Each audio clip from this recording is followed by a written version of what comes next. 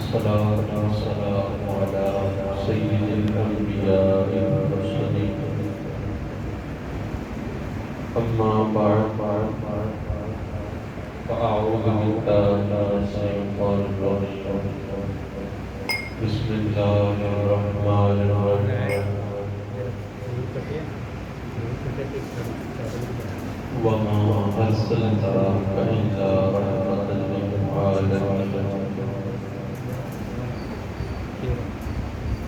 ببركته إن الله وملائكته يصلون على النبي يا أيها الذين آمنوا صلوا عليه وسلموا تسليما اللهم صل على سيدنا ومولانا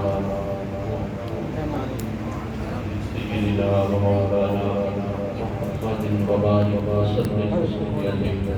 اس عقیدے کے ساتھ، اس نظریے کے ساتھ اپنے آقا پر درود پڑھیں کہ ہم یہاں سے پڑھیں، وہ مدینے سنیں، ان کی اعلیٰ سماعت میں آپ کو سلام. الصلاۃ والسلام علیکہ یا رسول اللہ. اور ہمارا اہل سنت کا یہ عقیدہ ہے،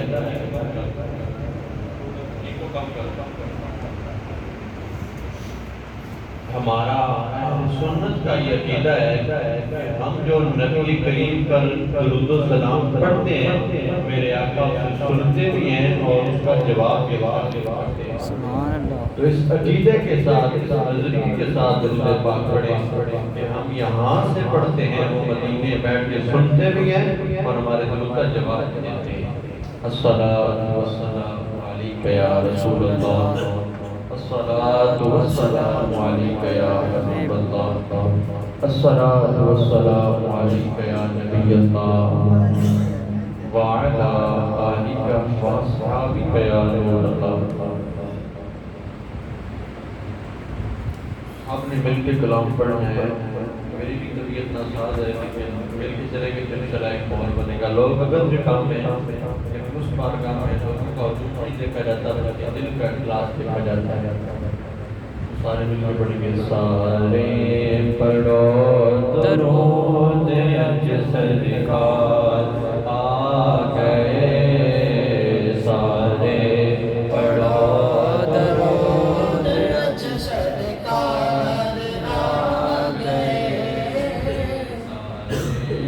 پڑھو درود اج سرکار آ گئے، سارے پڑھو درود اج سرکار آ گئے، سارے پڑھو درود اج سرکار آ گئے.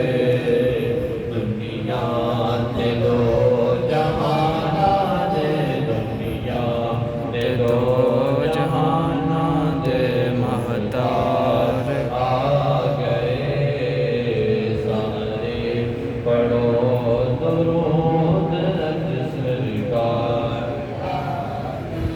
خوشیاں دا ویلا آ گیا، لکھ دو ہو گئے، خوشیاں دا ویلا آ گیا، لکھ دو ہو گئے، خوشیاں دا ویلا آ گیا، لکھ دو ہو گئے.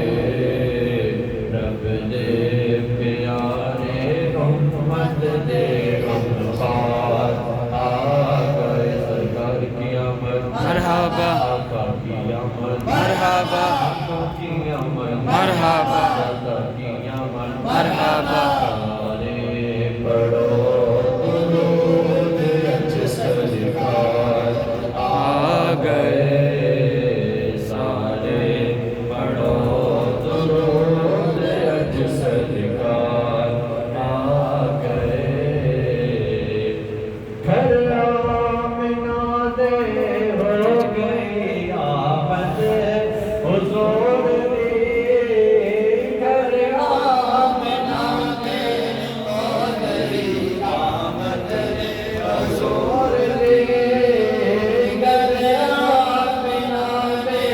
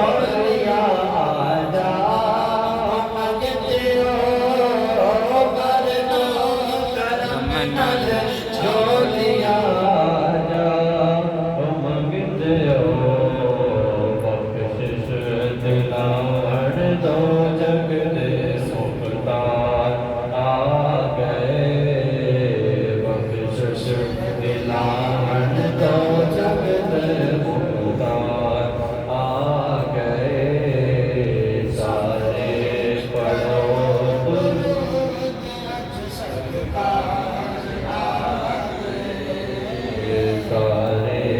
پڑھو درود اج سرکار آ گئے. نبی کریم نے فرمایا اللہ تبارک و تعالیٰ نے میری قبر کے اندر میری قبر کے اوپر ایک ایسا فرشتہ مقرر فرمایا ہے جس کی ڈیوٹی یہ ہے کہ کائنات کے اندر جتنے بھی بندے ہیں جتنے بھی انسان ہیں کلمہ گو ہیں مسلمان ہیں درود پاک پڑھتے ہیں تو وہ فرشتہ بما والدیت جو درود پاک پڑھتا ہے اس کا نام نبی کریم کی بارگاہ میں پہنچاتے ہیں. سبحان اب اس فرشتے کا کمال یہ ہے کہ وہ ایک جگہ پر بیٹھ کر پوری دنیا کے اندر ایک ہی وقت کے اندر لاکھوں نہیں کروڑوں مسلمانوں کا درود پاک بیان سن کر اور ان کے نام بما والدیت جان کر حضور کی بارگاہ میں پیش کرتا ہے اور ہے وہ خادم ہے حضور کا خادم ہے خادم دربار رسالت ہے. جب خادم کے علم غیب کا یہ عالم ہے کہ ایک ہی وقت کے اندر پورے کائنات کے اندر جتنے بھی مسلمان ہیں درود پاک پڑھتے ہیں وہ فرشتہ درود پاک پڑھنے والے کے نام بما والدیت جان لیتا ہے تو اس کے آقا کا عالم کیا ہوگا ہے یہ شان سرکار کا آقا کی آمد مولا کی آمد حضور کی آمد اور نور کی آمد. تو وہ خادم ہو کر ایک ہی وقت کے اندر پوری کائنات میں جتنے لوگ درود پاک پڑھتے ہیں ان کا نام بما والدیت جان لیتا ہے تو اس آقا کا عالم کیا ہوگا ہے جیسے تمام کائنات دونوں جہانوں کے لیے سلطان بنا کر کے رہ گئے. ہم نے آپ کو رحمت للعالمین بنا کے بھیجا ہے دونوں جہانوں کے لیے رحمت بنا کے بھیجا ہے. اس آقا کے علم غیب کا کیا حال ہوگا ہے. اللہ تبارک و تعالیٰ نے نبی کریم کو بہت سی خصوصیات سے نوازا ہے کمالات بھی دیے ہیں معجزات بھی دیے ہیں اختیارات بھی دیے ہیں. اگر روح زمین کے اندر جتنے بھی سمندر ہیں پانی ہے ان کو سیل بنا دیا جائے جتنے بھی درخت ہیں ان کی شاخیں ہیں ان کو قلم بنا دیا جائے اب نبی کریم کی سیرت کو لکھنا شروع کر دیا جائے تو شاعر لکھتا ہے کہ زندگیاں ختم ہوئی قلم ٹوٹ گئے تیری زندگی کی اوصاف کا باب بھی پورا نہ ہوا. سبحان اللہ. ایک وصف کے باب بھی پورا نہ ہوا. ایک وصف تو بڑی چیز ہے نا لیکن اس وصف کا ایک باب بھی پورا نہ ہوا. اب وہ درخت جو سیاہی بنے وہ سیاہی ختم ہو سکتی ہے جو قلم بنے وہ قلم ٹوٹ سکتے ہیں زندگیاں ختم ہو سکتی ہیں مگر نبی کریم کی سیرت کے ایک بہت صاف کا ایک باب بھی پورا نہیں ہو سکتا. قرآن پاک اللہ تبارک و تعالیٰ نے نبی کریم پر نازل کیا ہے ایک معجزہ ہے نبی کریم کا یہ وہ قرآن ہے. اس کی شان یہ ہے کہ جب یہ نازل ہوا تو 4 مرتبہ کافروں کو اللہ پاک نے للکارا کہ میری قسم اس قرآن کی قسم کو پتہ نہیں کیا ہو 4 مرتبہ. حالانکہ جس دور میں قرآن پاک نازل ہوا اس دور کے اندر فصاحت بلاغت عربی کے اندر بڑی مشہور تھی تو باوجود اس کے کہ وہ فصیح و بلیغ کلام کرنے کے باوجود بھی قرآن پاک کی مثل نہ لا سکا. یہ وہ قرآن شان ہے. آج تاریخ گواہ ہے 1450 صدی گزرنے کے بعد بھی قرآن کا حرف بحرف سلام اور قیامت تک سلامت رہے گا کیونکہ اس کی حفاظت کا ذمہ اللہ پاک کرتا ہے. اللہ پاک فرماتا ہے ہم نے اسے نازل کیا اور ہم ہی اس کے محافظ ہیں. جب نازل کرنے والا ہی محافظ ہو تو پھر تبدیلی نہیں ہو سکتی ہے. یہ وہ قرآن ہے. تو مولا علی فرماتے ہیں قرآن پاک ایک سورہ فاتحہ پورے قرآن کی نہیں صرف ایک سورہ فاتحہ کی اگر میں تفسیر لکھنا شروع کروں نا اس کی ڈیٹیل تفسیر لکھنا شروع کروں تو 70 اور کتابوں سے آتے ہیں. 70 اونٹ. اب وہ قرآن کی ایک سورت ہے جو صرف 7 آیتوں پر مشتمل ہے, سورہ فاتحہ, جو ایک پورے صفحے پر بھی نہیں آتی ہے. اس کی تفسیر اگر مولا علی لکھنا شروع کر دیں کہ وہ 70 اونٹوں سے بھی زیادہ ہو جائے تو وہ نبی کی شان کا عالم کیا ہوگا کہ جس پر یہ قرآن کریم اترا ہے. سبحان اللہ. نبی کی اوصاف کمالات کی شان کا عالم کیا ہوگا. وہ نبی جب بکر کے قریب سے گزرتے ہیں تو پتھر کلمہ پڑھنا شروع کر دیتے ہیں. ایک مرتبہ ابو جہل اپنی مٹھی کے اندر کنکر لے کر آیا, کہنے لگا یا رسول اللہ آپ یہ بتا دیں کہ میری مٹھی کے اندر کیا ہے. آپ نے فرمایا میں بتاؤں یا جو اندر ہے وہ بتائے کہ میں کیا ہوں. اتنے میں کنکر کے کلمہ پڑھنے کی آواز آنے لگی. پھر ایک مرتبہ ایک اعرابی آیا, کہنے لگا یا رسول اللہ میں آپ پر ایک شرط کے ساتھ مان لوں گا, کوئی ایسا موقع دکھائیں, کوئی ایسی چیز دکھائیں کہ جس کی وجہ سے میرا دل مطمئن ہو جائے کہ آپ نبی ہیں. تو اس نے کہا کہ وہ جو درخت ہے وہاں اگر وہ آپ کی نبوت کی اگر گواہی دے جائے تو میں آپ پر ایمان لے آؤں گا. نبی کی نبوت میں 2 باتیں, ایک یہ ہے کہ میں اسے بلاؤں, ایک یہ ہے کہ میں اسے بلاؤں. دوسری بات یہ کہ جا کر کہے کہ نبی بلا رہے ہیں. میں بلاؤں تو یہ آسان ہے, میں اسے آواز میں آ جائے گا, لیکن یہ تھوڑا مشکل ہے کہ تم جا کر اسے کہے کہ تجھے نبی آخر زمان بلا رہے ہیں. ہو جاتا ہے درخت کے پاس کھڑا ہوتا ہے, کہتا ہے کہ تجھے نبی آخر زمان بلا رہے ہیں. جیسے ہی وہ سنتا ہے وہ اپنی جڑیں اکھاڑ کے نبی کریم کی بارگاہ میں حاضر ہو جاتا ہے اور آپ کی نبوت کی گواہی دیتا ہے. تو اسی طرح جو چیز بھی آئے جس طرح کائنات کے اندر 14.5 نظریں گزر چکی ہیں, نبی کریم کے ساتھ جس چیز نے بھی اپنا نام جوڑا ہے پھر وہ دنیا میں بھی کامیاب ہوئی ہے, اس کا دنیا میں بھی چرچا ہوا اور آخرت میں بھی چرچا ہوا ہے. اگر ہم حضرت سیدنا ابوبکر صدیق کو دیکھیں, صرف نبی کریم کے ساتھ زندگی گزاری ہے, صبر و حضر میں نبی کریم کا ساتھ دیا ہے, تو آج کائنات کے اندر پورے روح زمین پر انبیاء و رسل کے بعد جس ہستی کا مرتبہ ہے نا وہ حضرت سیدنا ابوبکر صدیق ہے. صرف کیا ہے نبی کریم کے علاوہ کون انہیں جانتا ہے؟ عمر فاروق کو کون جانتا تھا نبی کریم کے علاوہ؟ صرف یہ نسبت ایسی قائم ہوئی ہے کہ آج دنیا میں تذکرہ کرنے کرتی نہیں ہے. صحابہ کرام کے بندے ایسے عذاب بیان کرنے سے ہم نہیں سکتے, نبی کریم کی شان تک ہم کیسے پہنچ سکتے ہیں؟ ایسی شان بڑا بڑا ہے, کمال ہے. اعلیٰ حضرت لکھتے ہیں سب سے اولا والا ہمارا نبی, سب سے بالا والا, خلق سے اولیاء, اولیاء سے رسول اور رسولوں سے اعلیٰ ہمارا نبی. کرم بدلی رسولوں کی ہوتی رہی, چاند بدلی کا نکلا. جو کسی جگہ لکھتے ہیں سرور کہوں کے مالک و مولا کہوں تجھے, سرور کہوں کے مالک و مولا کہوں تجھے, باغ فرید کا گل زیبا کہوں تجھے, اور تیرے تو وصف عیب اتنا ہی سے ہے بری, اور عیب ہو بھی کیسے سکتا ہے جس محبوب کے لیے اللہ پاک نے اس کائنات کو تخلیق فرمایا ہے, زمین کو, آسمان کو, ہر چیز کو پیدا کیا ہے, تو صرف محمد عربی کے لیے پیدا کیا ہے. حدیث قدسی میں آتا ہے اللہ تبارک و تعالیٰ فرماتا ہے کہ اگر میں محمد تجھے پیدا نہ کرنا ہوتا تو میں یہاں تک اپنا راہ ہونا بھی ظاہر کرتا. وہ کیسے کہ نہ میں زمین بنا دوں نہ آسمان, جب کائنات کے اندر کوئی چیز ہوتی نہیں تو میرا راہ ہونے والا کس کو پتہ ہے؟ اگر میں نے تجھے پیدا نہ کرنا ہوتا تو جس ہستی کے لیے پوری کائنات کو سجایا گیا, پوری کائنات کو تخلیق فرمایا گیا, تو پھر یہ کیسے اس کے اندر عیب ہو سکتا ہے؟ تیرے تو وصف ہے بے تناہی سے ہے بری, حیران میرے شاہ میں کیا کیا ہو. اعلیٰ حضرت تعریف کرتے گئے آخر میں کہتے ہیں تیرے تو وصف ہے بے تناہی سے ہے بری, میں حیران ہوں میرے شاہ میں کیا کیا کہوں تجھے. لیکن رضا نے اپنے سفر جس پہ کر دیا, خلق کہا آقا آؤ, یعنی خدا کا بندہ اور خلق کا آقا کا ہوتے ہیں. یعنی آپ خدا کے بنتے ہیں لیکن اس مخلوق کے آقا ہیں. کیسی پیاری نعت بیان کیا ہے. پھر ایسا کلام لکھا ہے کہ آج دنیا میں اتنی مساجدیں ہیں, کونے میں شہر مصطفیٰ جان رحمت ہوتی ہیں.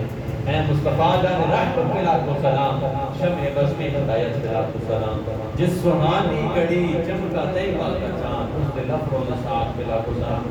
اعلیٰ حضرت نے اس میں دامدان مبارک کے لیے شاد لکھے یار جسم کے ہر عضو کے یعنی جو ہے نا وہ آپ ہنستے اس تبسم کے بھی جو ہے نا اعلیٰ حضرت نے شاد لکھے یعنی اللہ تعالیٰ حضرت نے ایسی کمال کی صورت نبی نے بیان کی ہے نا کہ پچھلے اور اس دور کے اندر ایسا کوئی شخص ملا نہیں ہے. آج اہل سنت جس شخص کے اوپر قائم ہے وہ اعلیٰ حضرت محمد صلی اللہ علیہ وسلم ہے. آپ نے ایسا آپ کی ولادت ایسے دور میں ہوئی ہے کہ جب ہر طرف پرفتن دور تھا تو اعلیٰ حضرت نے ایسا کام کیا ہے سنیت پر کہ آج کی کوئی مثال نہیں مانتی. تو نبی کریم کو اللہ تبارک و تعالی نے معجزات بھی دیے, کمالات بھی دیے, اختیارات بھی دیے. کوئی صحابی آتا ہے یا رسول اللہ میں نے یہ کام کر لیا ہے اور اب کیا کروں, تو میں کفارہ ادا کروں, 60 مسکینوں کو کھانا کھلاؤ. زہار کہتے ہیں کہ میں نے زہار کر لیا ہے تو کفارہ زہار کا کہ 60 مسکینوں کو کھانا کھلانا ہوتا ہے.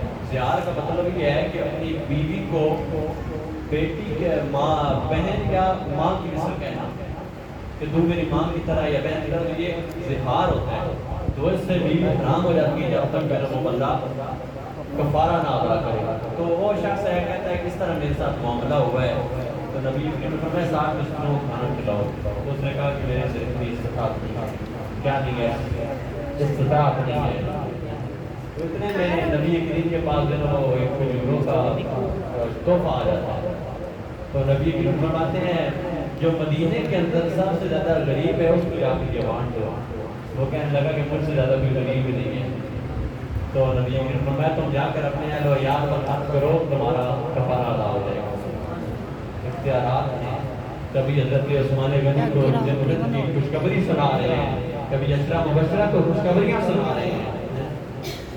آپ کا موقع بہت بڑا, آپ نے ضرور بھی ہوگا سنا ہوگا چاند کو ضرور پڑے کرنے والا پیارا موقع ہے. ابو جہل جو کافر کا بدبخت تھا, جب اس نے دیکھا کہ اسلام ہر طرف پھیل رہا ہے, اس کو روکنے کی ہر کوشش کو مگر ناکام رہا.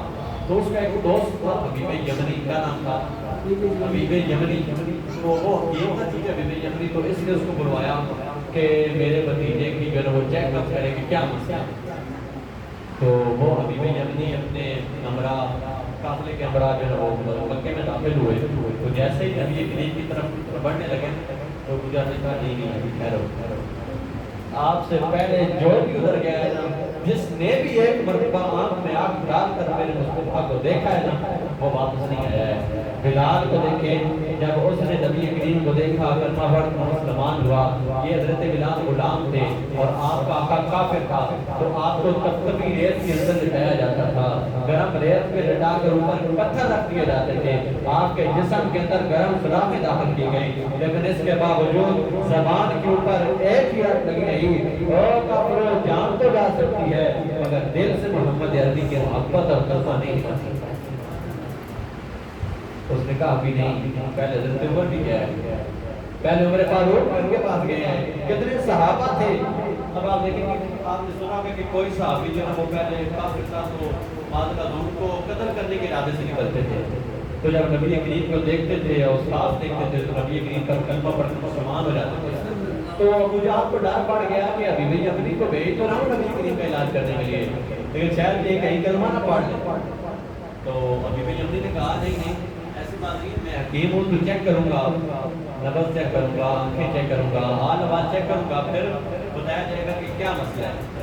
خیر ابو جہل نے نبی کریم کو بلایا. نبی کریم جب تشریف لائے کو اس سے پہلے ابو جہل نے پورے مجمع کو کہا کہ کھڑا کسی نے بھی نہیں ہونا جب نبی کریم تشریف لائے. کیا کرنا ہے, کھڑا کسی نے نہیں ہونا, لیکن جب نبی کریم تشریف لائے تو سب سے پہلے ابو جہل کھڑا ہوا.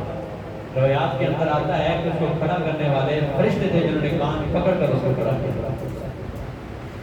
تو جب نبی کریم تشریف لائے, ابھی یمنی سے آمنے سامنے ملاقات ہوئی. ابھی یمنی نے کہا کہ سنا ہے کہ آپ نبوت کا دعویٰ کر رہے ہیں, اور پیچھے جتنے بھی انبیاء کرام گزرے ہیں حضرت آدم سے لے کر حضرت عیسیٰ علیہ السلام تک, ہر نبی کے پاس کوئی معجزات ہوتے تھے, کچھ نشانیاں ہوتی تھی جو ان کی نبوت کی صداقت ہوا کرتی تھی. تو کیا آپ کے پاس کوئی ایسا معجزہ ہے؟ کسی اللہ تبارک و تعالی نے نا کسی نبی کو ایک معجزہ دیا, کسی کو دو دیے. میرا حضرت کیا خوبصورت کہتے ہیں کہ انبیاء کو معجزے دیے ہیں خدا نے, معجزہ بن کے آیا ہمارا نبی. نبی کریم نے فرمایا بتا تو کون سا دیکھنا چاہتا ہے، کون سی نشانی دیکھنا چاہتا ہے؟ اس نے کہا 3 باتیں. کتنی؟ 3 باتیں. ایک بات یہ ہے کہ چاند کے 2 ٹکڑے کیے جائیں، کیا کیا جائے؟ دوسری بات یہ ہے کہ میرے دل کے اندر ایک پریشانی ہے، ایک سوال ہے، آپ نے وہ سوال بھی بتانا ہے اور اس کا حل بھی نکال کے دینا ہے. یہ 3 چیزیں ہیں. نبی کریم نے قبول کی. پہاڑ پر جا کر چڑھے اور انگلی کے اشارے سے چاند کو 2 ٹکڑے کیا. ایک پہاڑ کے اوپر نظر آ رہا ہے، دوسرا چاند کا ٹکڑا دوسرے پر نظر آ رہا ہے. آج بھی اگر غور سے دیکھا جائے چاند کے اندر ایک لکیر نظر آتی ہے. تو یہ چاند کا ٹکڑے ہوا تو جب نبی کریم نیچے اترے، جب بی بی یمنی کے پاس آئے تو اب بی بی یمنی نے کہا کہ میرے دوسرا سوال جو میرے اندر پریشانی ہے، میرے دل کے اندر ایک سوال کٹک رہا ہے، آپ وہ سوال بتائیں اور اس کا حل بھی بتائیں. نبی کریم نے فرمایا تیرے گھر ایک بچی ہے جو آنکھوں سے دیکھ نہیں سکتی ہے، منہ سے بول نہیں سکتی ہے، کانوں سے سن نہیں سکتی ہے، ہاتھ اس کے کام نہیں کرتے، ٹانگیں اس کی کام نہیں کرتی ہے، اور تو چاہتا ہے تیری خواہش ہے کہ تیری بچی تندرست ہو جائے، یا تیری بچی ٹھیک ہو گئی ہے. ایک مرتبہ گھر میں جا کر دیکھ. اب ابھی اپنی ماں سے کہا، جب گھر کے قریب پہنچے دروازے ابھی دروازہ کھٹکھٹایا نہیں ہے، جو دروازے کے قریب پہنچے بچی خود دروازہ کھولتی ہے، بچی خود دروازہ کھولتی ہے. اب ابھی بھی اتنی حیران ہوا، پوچھتا ہے بیٹی تجھے یہ کیسی شفا ملی ہے؟ اب بیٹی کا جواب سنیے گا. بیٹی نے کہا ابا جان آپ مکے میں جا کر جس شخص سے دعائیں کرواتے ہیں اور مجھ سے پوچھتے ہیں کہ شفا کہاں سے ملی ہے، مکے میں جا کے آخری نبی سے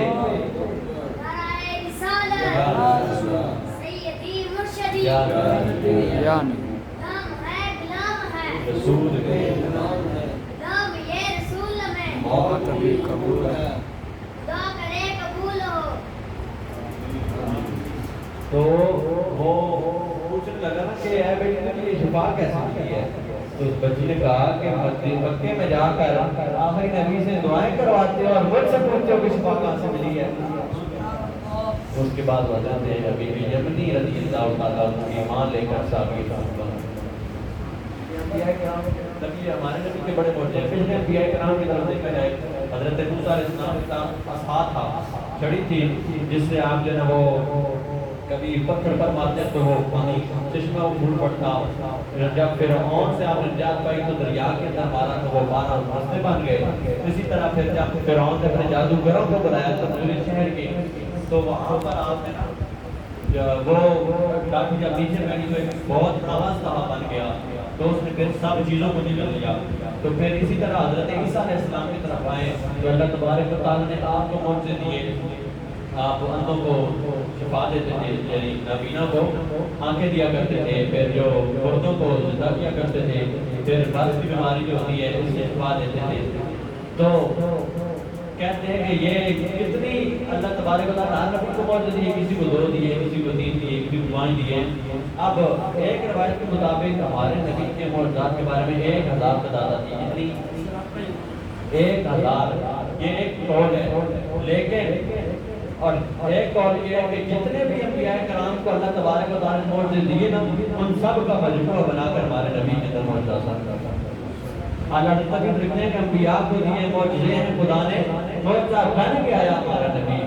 نبی کریم فرمایا کہ اگر میرے پاس کوئی اور دلیل، بلکہ روایات کے اندر آتے ہیں بزرگان دین لکھتے ہیں کہ اگر نبی کریم کے پاس کوئی نبوت کی نشانی نہ ہوتی، معجزہ نہ ہوتا نا تو آپ کا چہرہ ہی آپ کی نبوت کی اطلاق سے لکھا ہوتا. آپ کا ایسا چلن، آپ کا ایسا چلنا، آپ کا ایسا بیٹھنا، وہ بندہ منظر کو یاد کریں جب نبی کریم یہاں بیٹھے ہوئے اور صاحب کرام موجود ہیں. آنکھ کے بند کر کے بندہ تصور تو کرے یار. صحیح بات ہے، مدینے کی طرف میں بندہ طرف روئے تو صحیح بات. آقا دیدار عطا فرماتے ہیں.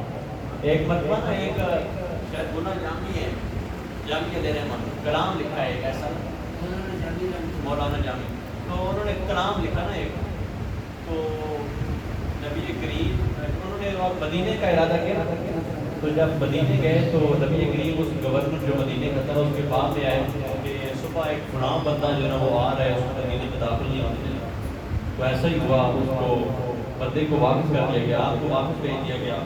کچھ سال بعد گزرے، آپ نے اپنا حلیہ چینج کیا، داڑھی بڑائی مار رہا ہے، آپ نے اپنا حلیہ چینج کیا، پھر مدینے جانے لگے۔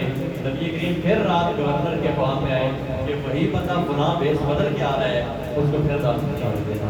تیسری مرتبہ پھر جو ہے نا وہ آپ مدینے میں داخل ہوئے نا، مدینے میں داخل ہونے کو کیا ریوڑ کی ضرورت ہے، یعنی چرواہا بن کرنا، بکریاں بھی ساتھ ہیں۔ تو نبی کریم رات کو پھر گورنر کے خواب میں آئے کہ اس بندے کو داخل نہیں ہونے دینا، وہ بیس بدل کے آ رہا ہے۔ گورنر کے دل میں ذرا خوشی پیدا ہوئی، یار اس طرح ایسا کیا کیا ہے کہ اس کو مدینے میں داخل ہونے کی اجازت نہیں کر رہی۔ نبی کریم نے فرمایا تو جانتا ہے کہ یہ گستاخ نہیں ہے، بلکہ اس نے ایک کلام ایسا لکھا ہے ہماری شان میں کہ اگر یہ مدینے میں آ گیا تو ہمیں ہاتھ باہر نکال کے اسے سلام کرنا ہے۔ ایسی شان ہے بزرگان دین، نبی کریم کے اوصاف ایسے ایسے بیان کیے بزرگان دین میں، صحیح بات ہے۔ اب اعلیٰ حضرت امام احمد رضا خان کا نا جب مدینہ شریف گئے تو حاضری کے لیے بڑے نقوے دیدار کے لیے دیدار نہ ہوا تو آپ نے وہ کلام لکھا وہ صبح اللہ نظار کرنا تیرے دن اے بہار کرتے ہیں۔ جب آخری آپ نے شعر لکھا تو اللہ پاک نبی کریم نے آپ کو اپنا دیدار کروایا، سر کیا خوش ہیں۔ تو یہ تو ہمارا سنت کا عقیدہ ہے کہ نبی کریم کی روح ہر مومن کے گھر موجود ہوتی ہے اور سرکار محفل میں موجود ہوتے ہیں۔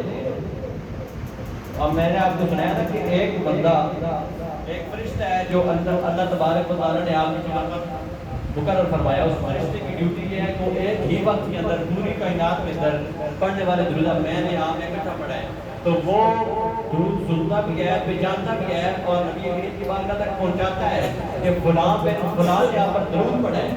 وہ فرشتہ خادم دربار رسالت ہو کر یہ جان سکتا ہے تو ہمارے نبی آخری نبی جو تمام نبیوں کے سردار ہیں ان کے علم غیب کا عالم کیا ہوگا؟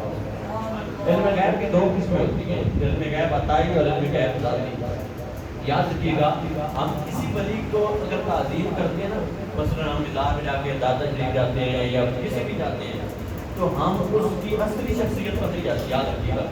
اب ہم اگر حضرت ابوبکر صدیق کو جانتے ہیں نا یا ان کے ذکر خیر کرتے ہیں تو کس طرح سے کرتے ہیں کہ ان کی نسبت کس کے ساتھ ہے؟ رسول اللہ کے ساتھ ہے۔ پھر اسی طرح ہم جس ولی کے پاس بھی جاتے ہیں اس لیے نہیں جاتے کہ وہ ذاتی ہے نا، بلکہ اس وجہ سے جاتے ہیں کہ اس نے پوری زندگی اپنی جنہوں اللہ تبارک و تعالیٰ کی عبادت اور ریاضت میں کاٹی ہے، وہ اللہ کا محبوب بندہ ہے۔ تو یہ جو ہے نا وہ ہم اگر جاتے ہیں نا تو اللہ پاک محبوب بندے سمجھ کے جاتے ہیں۔ تو کائنات کے بتا رہا تھا کہ جس نے بھی نبی کریم کے ساتھ رشتہ جوڑا ہے، کائنات گواہ ہے، پوری تاریخ گواہ ہے کہ آج جن تک اس بندے کے چرچے رکے نہیں ہوتے۔ یہ میرے آقا کی شان ہے۔ میرے آقا کو اللہ تبارک و تعالیٰ بڑے اوصاف و کمالات نوازا ہے، پھر زندگیاں ختم ہوئی کرم ہوئے دعا بھی پورا نہ ہوا ہے۔ اللہ تبارک و تعالیٰ سے دعا ہے کہ ہمیں نبی کریم کی اخلاقی حسنوں کو اپنانے کی توفیق عطا فرمائے، اپنے اندر کوئی ایسی بات لے کر جائے نبی کریم کی نہیں ہوتا کہ پتہ سیرت پڑھے نا، نبی کریم کی سیرت کہتے تھی آپ کا چال چلن کیسا تھا، رشتہ داروں کے ساتھ سلوک کیسا تھا، آپ جو ساتھ صحابہ کرام ہوتے کتنے، اب ساتھ انسان کے ساتھ سلوک کیسا ہوا کرتا تھا، غلاموں کے ساتھ کیا ہوتا تھا۔ تو ہم اگر اس کو اپنی سیرت میں لیں گے تو یاد رکھیے گا، ہم اگر اس کو اپنی دنیا میں لیں گے تو ہماری دنیا بھی دنیا بھی بہتر ہوگی اور آخرت بھی بہتر ہوگی۔ اللہ پاک سے دعا ہے کہ ہم اسی طرح مل بیٹھ کر ذکر خدا اور ذکر مصطفیٰ کرنے کی توفیق عطا فرمائے۔ وآخر دعوانا الحمدللہ۔